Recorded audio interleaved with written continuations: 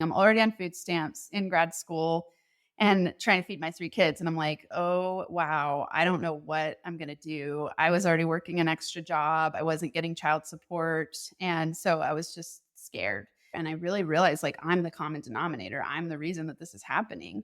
I said to myself, "I'm willing to do whatever it takes to make more money and have better relationships because I'm really tired of this reality." I loved teaching and I said, "I'll finish it and then I'm going to take the leap." And when I finished, I took the leap and then I went 6 figures in that first year of my business. I look back and I'm like, "Oh, I'm so grateful that all of that happened in the right time, in the right ways that led me here because it's just been so rewarding." Hey, you, are you feeling stuck, desperate for a career change, or thinking of starting a business, but you're just not sure how to make your first move? I'm television producer turned career coach Shannon Russell, and this is the Second Act Success Career Podcast. This is where you will not only get the career advice you've been craving, but you'll get tips from career and business experts, along with inspiration from others who have made a career transition to find second act success. Let's get started. Question: how is your money mindset? Are you confident that you are manifesting the money that you deserve in your career or in your business? Well, I'm sitting down with the money healer herself, Dr. Amanda Barrientez. Dr. Amanda went from food stamps to building a 6-figure business fast. She teaches entrepreneurs how to transform their relationship to money and scale their zone of manifestation. Let's meet Dr. Amanda. Welcome, Dr. Amanda, the money healer, to the Second Act Success podcast. How are you? Hey, Shannon, I'm great. So excited to be here. Excited to have you here. Your story is really quite incredible. And we're going to dive into your story and kind of how you went from food stamps to 6 figures, because that is very drastic. And I really want to know how that happened to you. So let's start from the beginning of your journey, maybe from after school. What did you want to be when you grew up? Well, it depends on what age you ask that question. When I was young, I always wanted to be a surgeon. And the reason this is hilarious because my dad was in real estate and I would go look at houses with him. And we lived in this area where there was like a lot of wealth and it was a lot of second homes. And so we went into this house and it had like this climate controlled room with all this, I mean, just coolest features. I was like, "Dad, what does this person do? I want to be that." And it was a surgeon. And so when I was like most of my life, I thought I was going to go to medical school. And then I had someone in my extended family who was a doctor and he took me to the hospital for the day and I like watched him. And then this was in high school. And he said, "I wouldn't become a doctor. If I could go back, I wouldn't do it." And I was like, interesting. So he really talked me out of it. And, hey, now I'm a doctor, but of a different sort. Yeah. What Yeah. did you end up going to school for? So my PhD is in sociology. My undergrad is psychology, and then my PhD in sociology with a focus on women and gender studies. In the middle of grad school, I thought I was going to be a professor. That was the track that I was on track for. Loved teaching. I won teaching awards and really, really loved teaching. But, in the middle of grad school, this is really where my entrepreneurial journey began. I had a lot of ups and downs. So one night I was on the floor crying and I had left my 15-year marriage having an affair and my next relationship wasn't working. And so here I am sitting on the floor crying. I'm already on food stamps in grad school and trying to feed my 3 kids. And I'm like, "Oh, wow, I don't know what I'm going to do." I was already working an extra job. I wasn't getting child support. And so I was just scared. Lived in a very expensive place. And so I'd spent the day looking for houses and I couldn't afford anything. And I was like, "Oh my God, I'm going to be homeless." And so here I am crying on the floor and I sat up and I was looking at the patterns of my life and I just thought, what's going on here? And I really realized like I'm the common denominator. I'm the reason that this is happening. And so I made a dedication, like almost like a declaration. I wouldn't have called it that at the time because I didn't know what that meant. But, I said to myself, I'm willing to do whatever it takes to make more money and have better relationships because I'm really tired of this reality. And it led me to listening to podcasts. And so I started listening to podcasts and they were really helping my mind, and just I couldn't believe that most people don't have this information. I kept thinking, how grateful would I have been to have this in high school or as a kid and start learning like, oh, relationships are a skill, money making is a skill. Anyone can learn this stuff. And I wasn't taught those things. I had a really challenged background with relationships. And so the same time that this is going on, my department had national news fallout where we had professors leaving the department and just a lot of stress. And I was like, oh my God, I don't want to be a professor. This looks horrible. And so I was already far enough along that I thought I'm still going to finish. And I also loved my research. I was working with incarcerated men doing life history interviews. I was really into my research and I loved teaching. And I said, I'll finish it. And then I'm going to take the leap because all of those podcasts that I was listening to were by coach type people. And I was Mhm. like, I could get paid unlimited income, make a way bigger impact, and do what I love. And so I just decided I'm going to finish. And when I finished, I took the leap and then I went 6 figures in that first year of my business. I look back and I'm like, oh, I'm so grateful that all of that happened in the right time, in the right ways that led me here because it's just been so rewarding. Of course, there have been ups and downs in building a business, and it's been very rewarding to be able to do what I love and get paid to do it.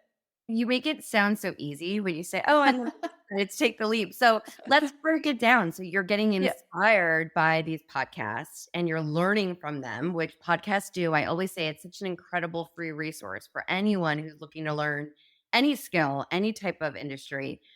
So you started listening and you wanted to build your own business. So what kind of business did you have in mind? Here you have this sociology, psychology background, but you didn't want to go into that necessarily. I pull a lot of it into what I do, and I think that it informed a lot of the ways I think. I started out thinking I was going to do relationship coaching Mhm. because I had had such a challenging history with relationships.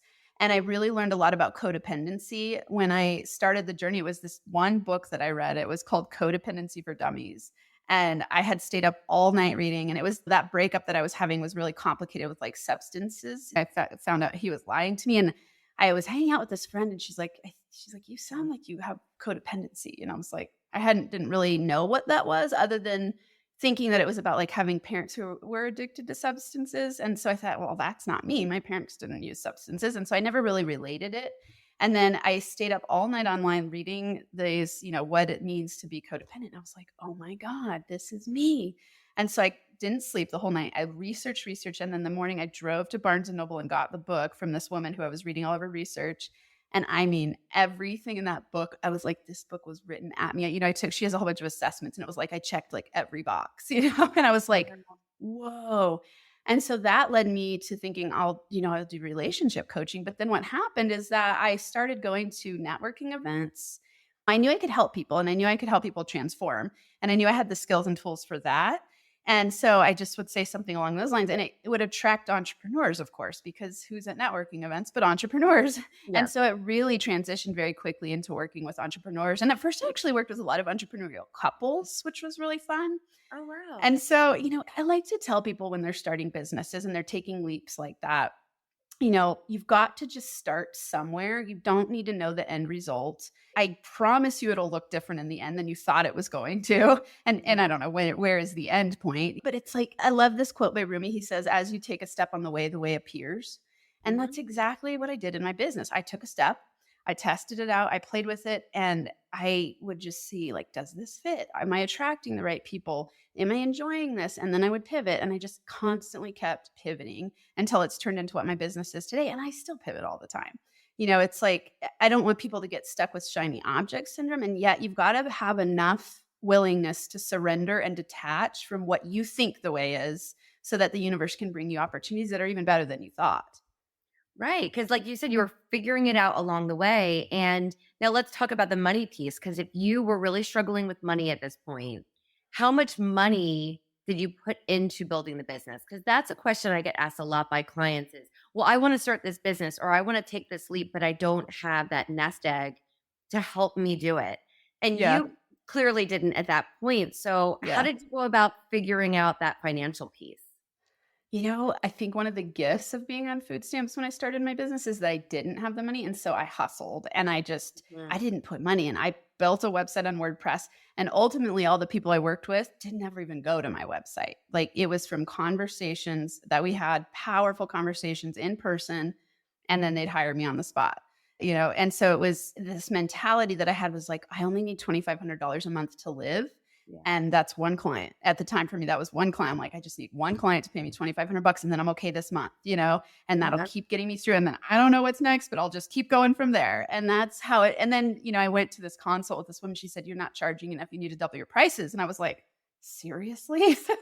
I was like, that's a lot, And so the next consult I went to, I on the spot was just like, we had this great conversation. And then it just came out of my mouth, it's $5,000 to work with me. And he didn't even flinch. And I was like, oh my God, this is amazing. And I wasn't putting any money in. It was just going to networking events. I would ask for people's cards. We would have good conversations. I'd set up a consult. We'd go to the coffee shop for the consult. We'd have a conversation. And then I would literally drive to their place of work or their house and do the sessions.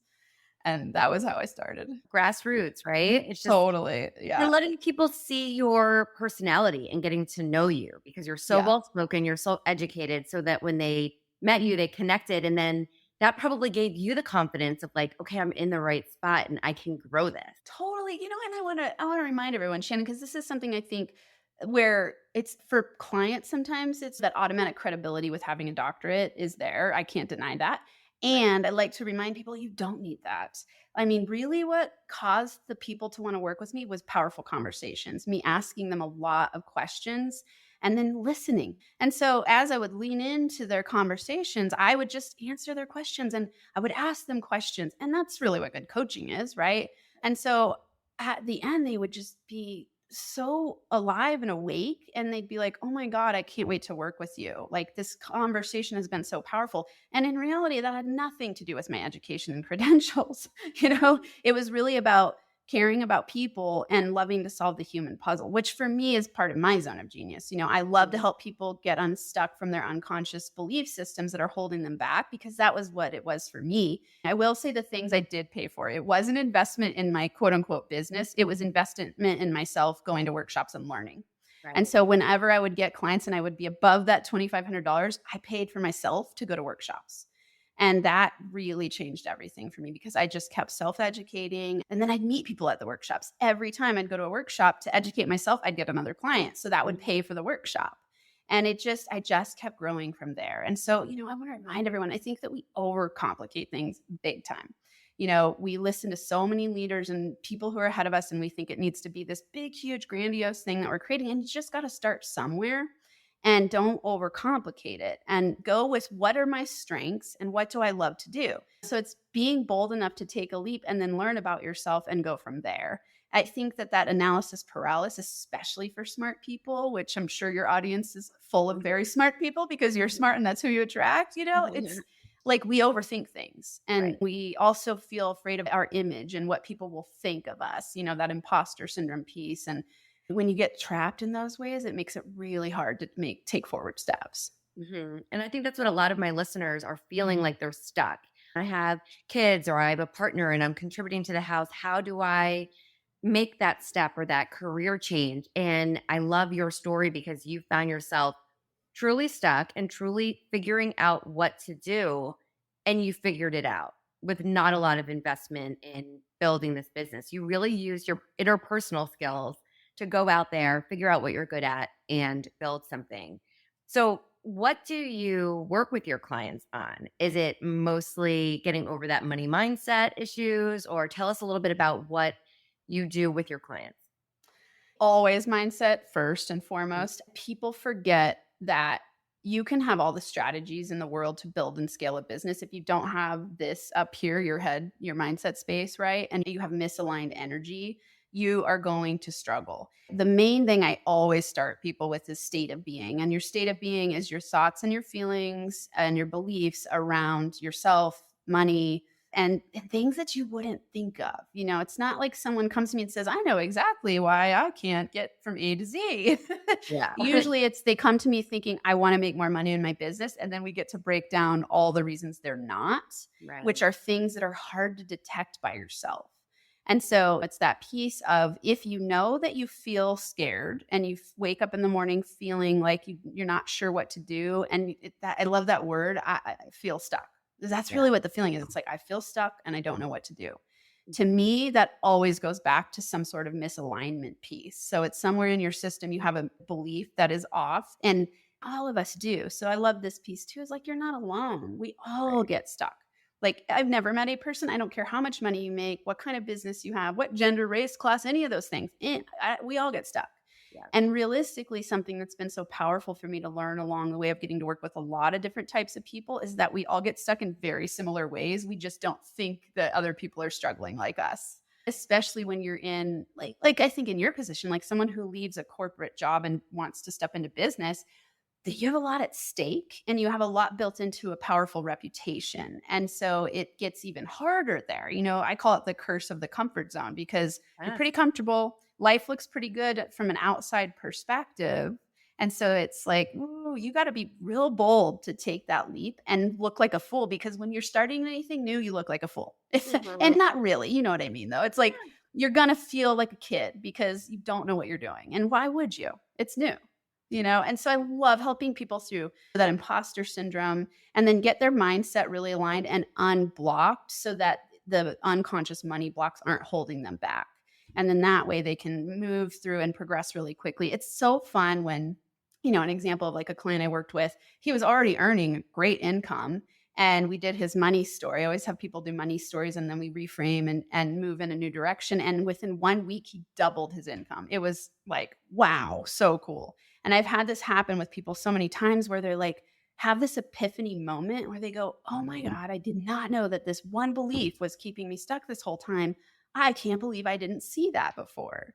And so it's the human puzzle that I Yeah. love to solve. So I do that with clients. I work one on one with some. I work with only a handful of one on one, but then I have a mastermind for women. And then I have a workshop that's called NFA Money Breakthroughs. So helping business owners break through their money blocks in a group of people, small setting, 20 people. And so we're going to do, of all the strategies and break down any beliefs that we have that are keeping us stuck about money in a group. And so it's just like this transformational, intensive experience. Congratulations. That's going to be Thank you. amazing. And you're also an author of a best-selling book. So tell us about that. Yeah, it's sitting right on my desk. Mm. I am a money magnet, the top 30 money making affirmantras to manifest more. And really it's a workbook, I would say. It's a guidebook and it has 30 affirmantras designed for you to do one a day. And it has over 100 journaling questions to bring your unconscious beliefs about money to your conscious awareness so that you can reframe and reprogram. So I teach my NFA money formula and help people really dig into their unconscious belief system around money and then we talk about affirmations a lot in the world. And if you're using them incorrectly, you're actually creating more resistance and it's going to cause you to block the money. So most people think like, oh, I'll use this affirmation over and over and over again. But if you don't 100% believe it in your subconscious, you're actually creating resistance, which pushes the thing away that you're saying you want. And so I teach people what I call affirmantra starter statements. So it's 16 variations on typical affirmations. And then you repeat them, repeat them, repeat them. But they're things that your brain 100% believes to be true. And that way you're not creating resistance. Instead, you're turning into a money magnet. Ooh, what is one that we could say today? Well, so the very first one in the book is I am a money magnet. Everything I touch turns to gold. But here are examples of starter statements. This is really fun. I'm glad you asked that. So instead of saying I'm a money magnet, let's say you don't believe that. And you're like, that's not true. So you could say, I prefer being a money magnet. I prefer being a money magnet, or I am learning to be a money magnet, or I am in the process of becoming a money magnet. And you see the difference in that statement, right? Yes. You can learn to be a money magnet. You might not already believe that you are, but instead you go like, oh, I'm learning. And let's use an example for business owners, right? Right. I'm learning to be a 6-figure entrepreneur. I'm learning to be a 7-figure entrepreneur, whatever amount it is for you. I'm learning to be a successful entrepreneur. Instead of just saying, I am a successful entrepreneur. I am a successful entrepreneur. Your brain might just go like, yeah, right, you're full of crap. Right. And so you want to say something that's believable to you. More specific to what you really believe. Yeah. Yeah. And drop that resistance. So it's ways that guide you in a direction of ownership of it and belief and enjoyment of the statement versus something that causes you to feel uncomfortable and frustrated. Because our feelings are always a guide. If you're saying things that feel out of alignment to you, you're creating resistance. And resistance is the number one thing that causes manifestations to take longer.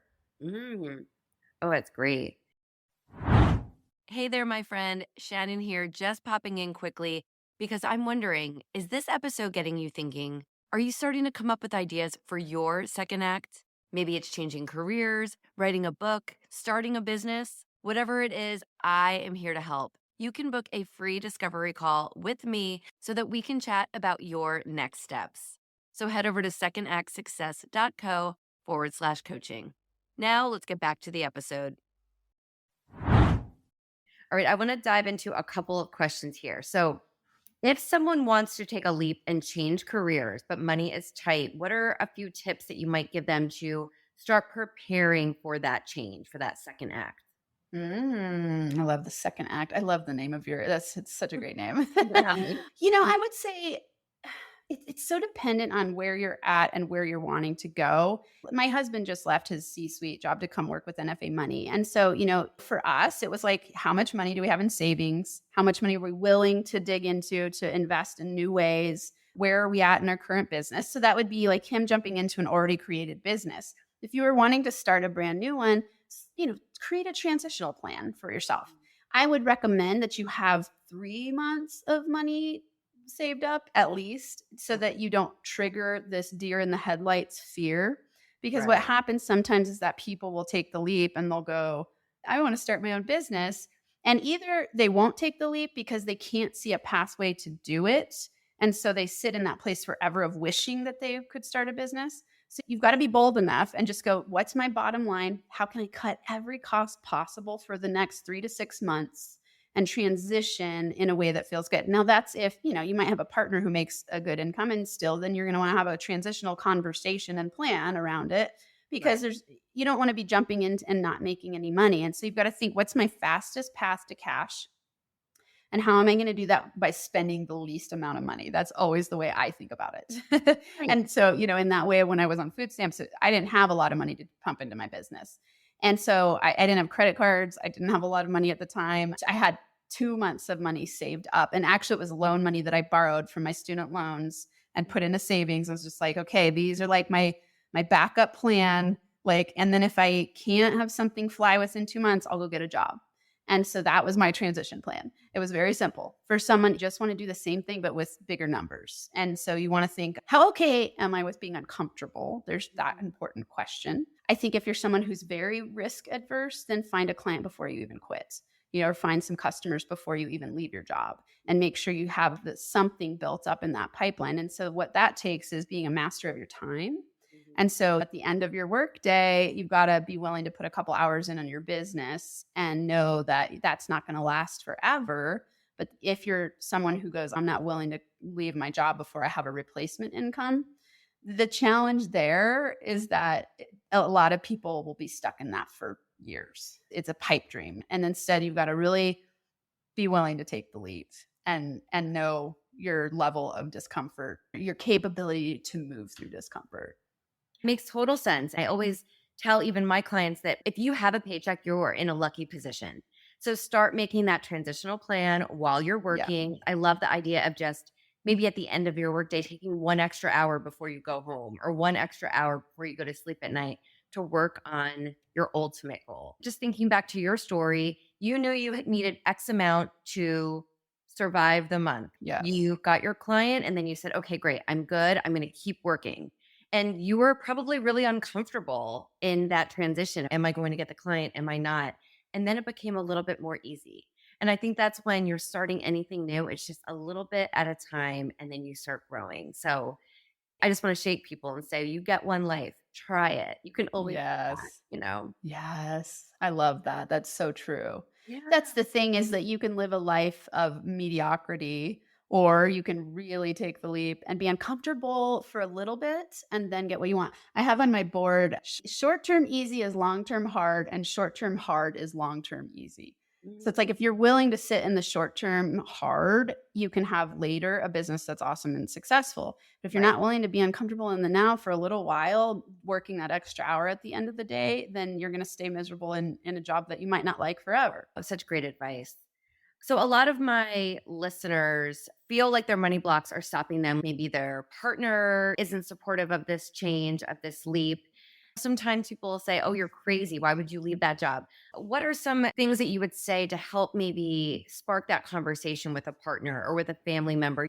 Yeah. this is maybe going to be hard for people to hear. And I think it's really important who you share it with. When you have a dream that's outside of the norm, be careful who you share it with because you aren't going to be supported by everybody. And so find the people that you will be supported by. I think part of the reason I enjoyed going to networking events was because it was a whole bunch of other entrepreneurs who got what I was experiencing. And so I think it's really important to surround yourself, even if it's just listening to podcasts like yours. If Yeah. you need support, hang out with like minded people. And perhaps, let's say it's your partner who's not on board. Is your partner open at least to it? And over time, you can start playing with the possibility of your partner supporting you. This is where values come into play big time. It's like if you're in a situation where you aren't being supported by people in your world, it might be time to consider a revamp of who you're hanging out with. I've worked with a lot of entrepreneurs who don't have partner support. And ultimately, that's something that is going to have to be addressed at some point. Just like you said, life is short. And I don't have the belief system that you have to stay with someone forever just because you got married. I think that it's really important for people to be in 100% with each other and supporting each other if you're going to be in a lifelong partnership. And so I think that's something that's an indicator sometimes of being I love this quote, and it's an anonymous person. I can never find out who said it originally, but it's stop shrinking to fit the places you've outgrown. And that's hard for people because as you grow, especially as an entrepreneur, it takes a lot of personal growth to own your own business and thrive. And when you do that, you're going to find that a lot of the people that you've had in your life in the past probably don't fit you very well anymore. Yeah, it's a hard realization. But you're growing So, as an entrepreneur, you're growing yourself. So, yeah, this is where my NFA comes in a big yeah. way. My company's name is NFA, no around money, meaning like I'm going to say the hard things that you might not want to hear, and there's too many people in life telling you what you want to hear. You can't grow if people are only supporting you.